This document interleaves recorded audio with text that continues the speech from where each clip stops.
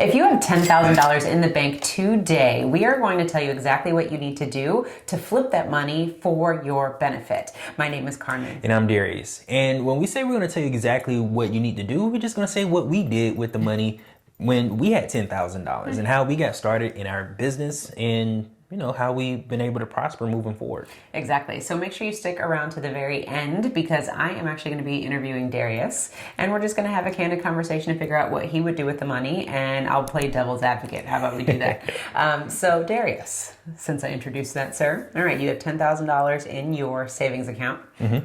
What are you going to do with it? So basically, I'm going back to say if I could have done it differently, would I? I don't think I would have. Okay. Because when we had $10,000 that we saved up in our bank, we still had a ton of credit. Yeah. But one thing we did was we put money inside of our life insurance policy. We did a $10,000 premium. What type of policy was that, sir? Whole life insurance policy. We did a $10,000 premium, and then we started using those funds to pay off our debt. Now, the reason why we did the $10,000 premium is so that we can protect the money that we did have. Elaborate, sir. Well, when you invest your money or pay cash for something, you actually lose that money. Right? Oh, you do? Well, do you? You don't lose it, but you no longer have control of it. Yeah. So I think the power of OPM or OPM is very other people's money is very important to understand, because that's exactly what the banks use when they lend us money. Yeah. They lend us money from other people's money. Totally. They give us access to a pool of funds. So how can I do that on my own scale? Well, what we did, or what I would recommend people do, is if you have $10,000, you are a good steward of savings, because only about based on a 2018 study, only 21% of Americans have more than $10,000 in savings. Totally. Yeah, I agree. So what I would do is put that money into paying a whole life insurance premium and using the cash to do investing. Using the cash from the policy. Using the cash from the policy so that my money is protected and I get the opportunity to use OPM. Got it. Okay, so let me back up just a little bit because you said a lot and I want to make sure that our viewers catch on to all of the nuggets that you just shared with us. So the one thing that you said I want to come back to is you said if you spend the money, you lose control of it. Yeah. Can you break that down for me a little bit more? Okay, so one thing our mentor taught us is you don't lose money until you lose control of it. You don't lose money until you lose control of it. Right. So who's controlling your money? Ask yourself that question right now. Who's controlling your money? Yeah, and I even had a conversation with our barber the other day, and he was talking about different stocks in which we invest in, and I said I don't invest in stocks because I can't control it. So if I don't want to lose money, then I shouldn't lose control of my money. So my money is controlled inside of my life insurance policy. Yeah, that actually sounds like something Warren Buffett says. Rule number 1, never lose money. Rule number 2, don't forget rule number 1. Right. So I like that. Nice little segue to that. So making sure that we're on the same page, folks. So when we talk about control, wherever our cash is, we always want to make sure that we cannot lose control of it. And so I think that's a lot of times that's what happens, and that's a detriment, really, I would say, in our society, is that we don't have control of our cash. We let someone else manage our cash. We let someone else tell us what we need to do instead of us taking the time to do our research and understand where our money needs to go for us and what's best for us. So with that, as opposed to leaving your money in a savings account, what Darius is saying is he wants to make his money work for him, and the place where he prefers to put that money, we prefer to put that money, is inside a whole life insurance policy. Now, we can go down a whole rabbit hole as far as why in the world do we use life insurance, but we'll give you the cliff notes. Basically is we earn a guaranteed rate of return, and we have a death benefit, and we have control of our funds. So the thing for us is when we think about money that's in the bank, we need to put that money somewhere where we can protect it. Usually what happens is people are taking their savings and they're immediately investing it. And what happens now, that savings is unprotected. Yeah, it's no Right. longer savings, it's an investment. Yeah. There's a difference between the two. And you run the risk of losing that money. Right. So what we're saying is, put your savings away, tuck it in a nice little blanket, and then roll it up, and then use it for investing. I think when we talk about this concept that we're talking about, a lot of people can't differentiate the two. Can't differentiate investing versus savings, because every time people are always like, I can get a better rate of return, and we're not arguing with you. Just protect your funds first. So that's why we say put it in a whole life insurance policy. Yeah, the whole life insurance policy is just a storage facility. Correct. And to clarify, a whole life insurance policy designed for maximum cash. Make sure that if you do use a whole life insurance policy, you're working with an agent who understands how to design policies such as this. Darius and I are licensed life insurance agents, so we can hook you up. Click on the link below if this is of interest to you. We would love to serve you and so you can join the Wealth Nation. So you said we don't want to lose control of the money. So we park it in a whole life insurance policy. Right. The other thing that you were saying is then at that point you can use that cash to do something with. Right. So walk me through that. What does that mean? So now that I'm able to use other people's money, meaning I can borrow money from the whole life insurance company, Yep. I can use that money to, for example, do peer-to-peer lending. And the reason why I'm thinking peer-to-peer lending is when I think of getting a loan from the bank, I'm just getting your money and the bank is just a go-between. And they're doing peer-to-peer lending. We just don't know it. Exactly. So if I can cut out the middleman, it's better for me to lend that money directly to an individual who needs the money. So instead of them paying the bank interest, they can pay us interest. That's exactly what we did when we had our investment business or real estate investing company, where we would borrow money from a private money lender and then we would lend it to an investor. So that's basically peer-to-peer lending. Yeah. So that's something that we really, really enjoyed. But at that time, we weren't doing banking.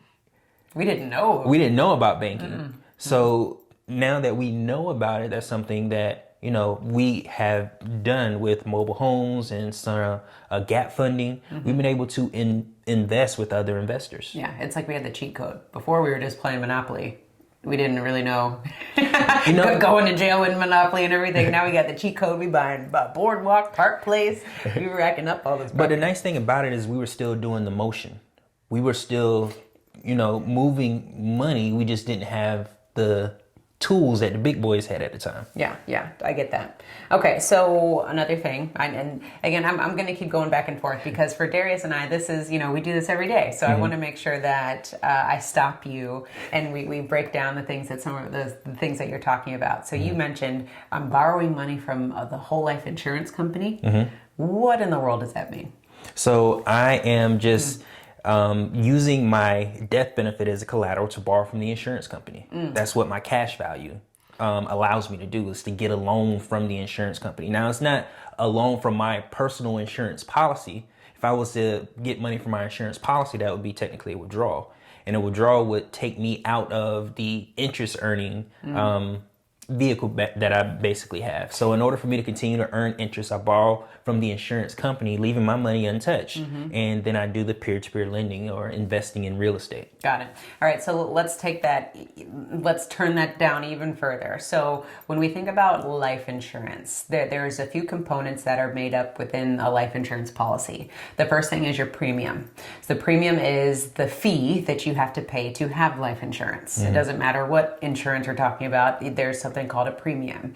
We like to think of the premiums as a deposit into this system that we are creating for ourselves that allows us to have the control and the liquidity that we need to accomplish our financial goals.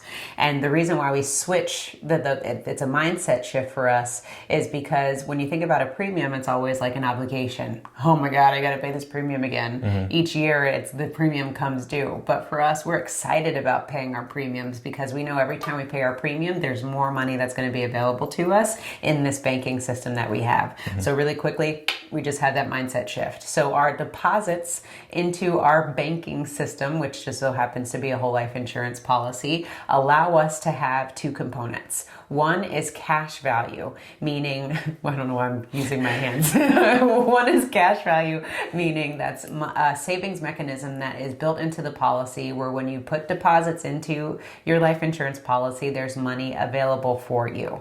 Additionally, every time you pay your premium, there is death benefit that is available in case you were to pass. So by just putting a deposit into your banking system, the whole life insurance policy, you have cash and you have a death benefit.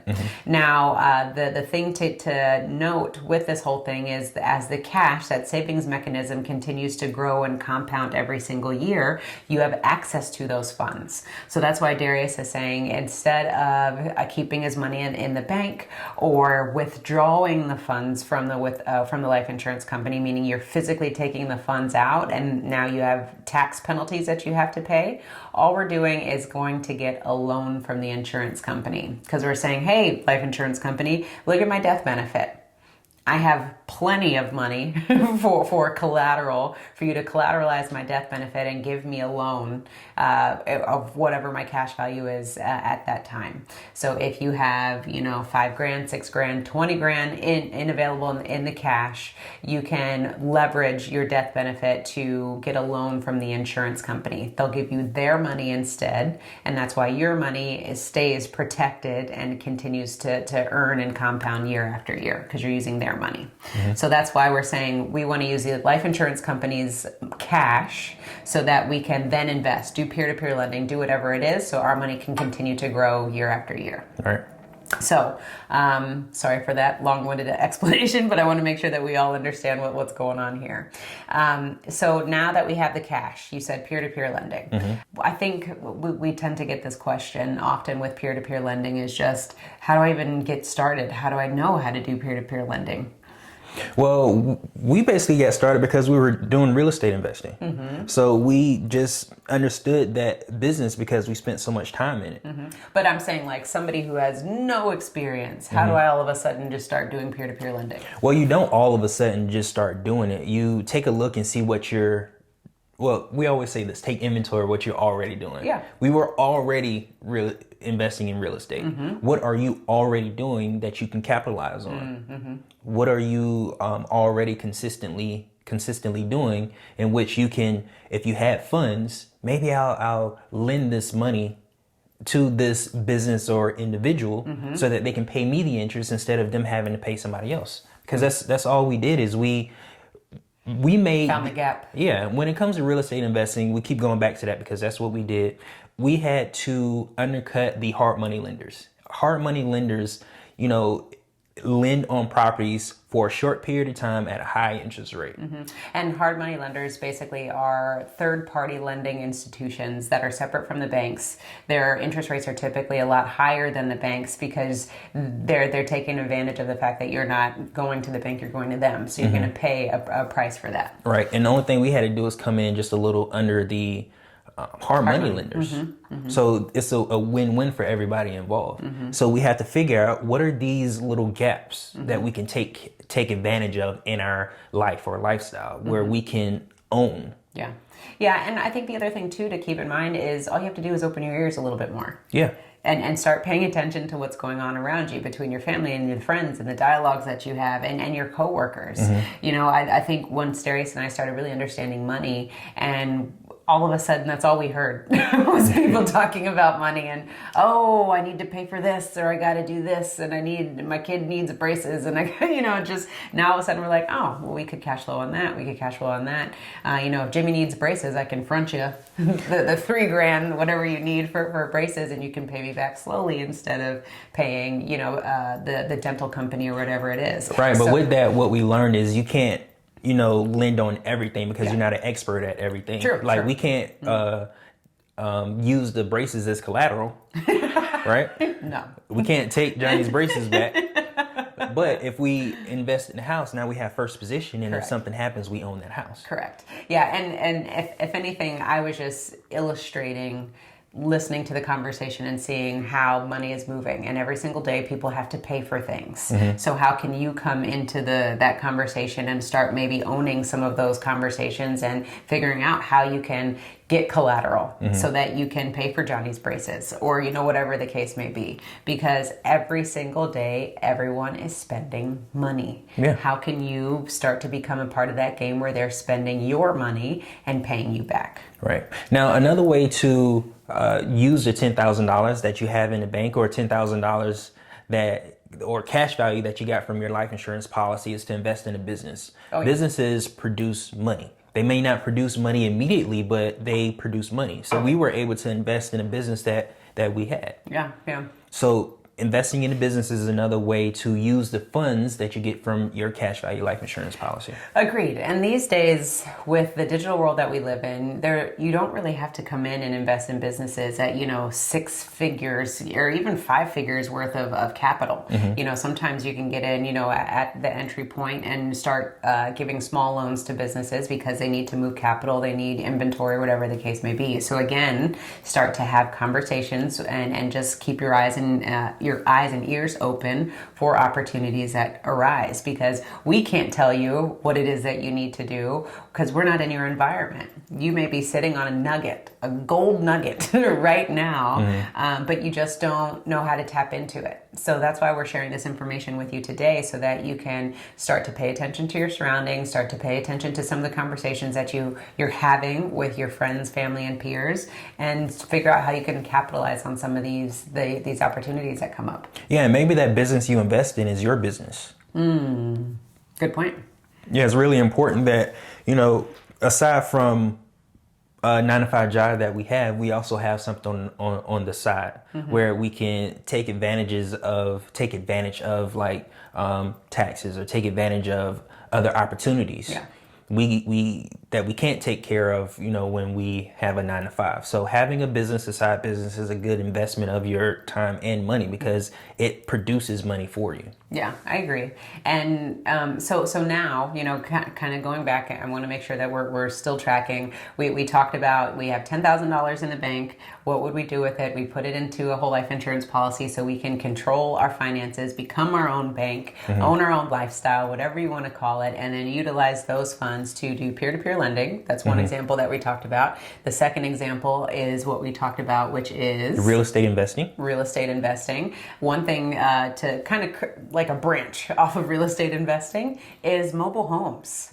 I mean, mobile homes are huge cash cows. And we were introduced into mobile homes after we've spent hundreds of thousands of dollars in real estate, which is amazing. But mobile homes allow you to come in at such a lower entry point. $4,000 you can buy a mobile home, fix it up, flip it, and earn the same rates of return that you could if you bought a single family home. And the great thing is just understanding that need, understanding that market, and recognizing that all over the world, all over the United States, there are mobile home parks where people are moving in and out every single day. So how can you get some knowledge on that and start learning about mobile homes? That's definitely an investment that we love to get involved in. Right. And I would even add a fourth thing to this is coaching programs. Like, there's a cost to learning or education. True. You are going to spend money on education whether you want to or not, so you might as well be intentional. Because the money that you lose when starting a new business is the cost of your education. Now you know what not to do. That's what education is for. So a coaching program will allow you to, I guess, take a shortcut. So you don't have to get those bumps on the road, because at the end of the day, you're going to have to spend money on education regardless. Yeah, investing in yourself more so is that point. That I can't tell you how much money we've spent on education for ourselves. Yeah, intentional education and unintentional education. Totally. So we've spent basically the equivalent of PhDs for both of us in education and taking it a step further. In addition to our college education, we're talking about after college education. So coaching programs can be a great thing. Investing in accountability groups can be a great thing because, you know, if you know that you're trying to move the needle forward for yourself, but you need a little bit of support or some help, you know, start joining mastermind groups or accountability groups or whatever it is so that you can start building that business. You can figure out how to do investing so that you can be surrounded with like-minded people who are doing the same things that you want to be doing, which is going to exponentially change your growth. I mean, it's just going to be out of this world. Right. Now, let's go back to the reason why we're using whole life insurance. Because if you take away whole life insurance and you take the $10,000 and invest directly into peer-to-peer lending, you invest directly into real estate investing, you invest directly into a business, then if you lose that money, then the money's gone, right? The money's gone. Yeah, I'm not disagreeing with you. I was thinking about how sad that is. The reason why we use our life insurance policy is because if, you know, the deal falls through and we lose the money, it's okay because we don't have to pay it back. Now, it's not okay that we lost the money because hopefully we had the collateral in which we can capitalize on our investment. But if we lose the money, then, you know, we're not out of the money, our money. Yeah. We're out of the insurance company's money. And you mentioned like we don't have to pay it back. We do have to pay it back. We do have to pay the life insurance company back, but we're able to pay it back on our own terms and at our own time. Unlike the bank where they're going to come knocking on your door, you know, the 30th of every month waiting for that money, the life insurance company is going to bill you annually and, you know, you figure out how you make those payments. So it's just important to understand, going back to control, now we can breathe a little bit. If something happens with our investment, we can create a plan. We can create a repayment structure to get the funds back. We can recoup the funds however we see fit, but we're not completely out of our funds. Now, you said they're going to bill you annually. They're going to bill you only the interest on the outstanding loan that you have annually. Yes, I'm glad that you said that. So if you get a loan for $5,000. Yeah, if you get a loan for $5,000, you're only on the hook for 5% simple interest. On your anniversary, you're going to pay that amount.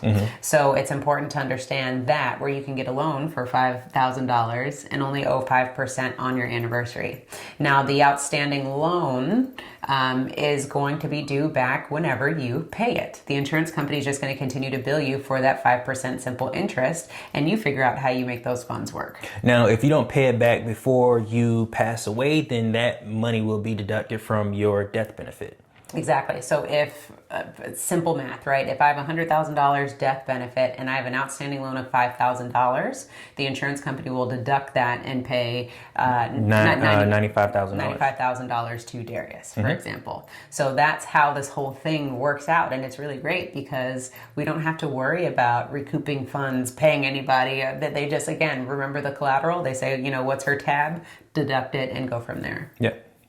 So it makes it simple. And I think that's the best thing that we really enjoy about life insurance is it's simple, it's convenient, and the control piece of things. Yeah, so if we had $10,000 in our bank, well, when we had $10,000 in our bank, we purchased a whole life insurance policy with a premium of $10,000. Now, we were able to save $10,000 on an annual basis, so no problem there.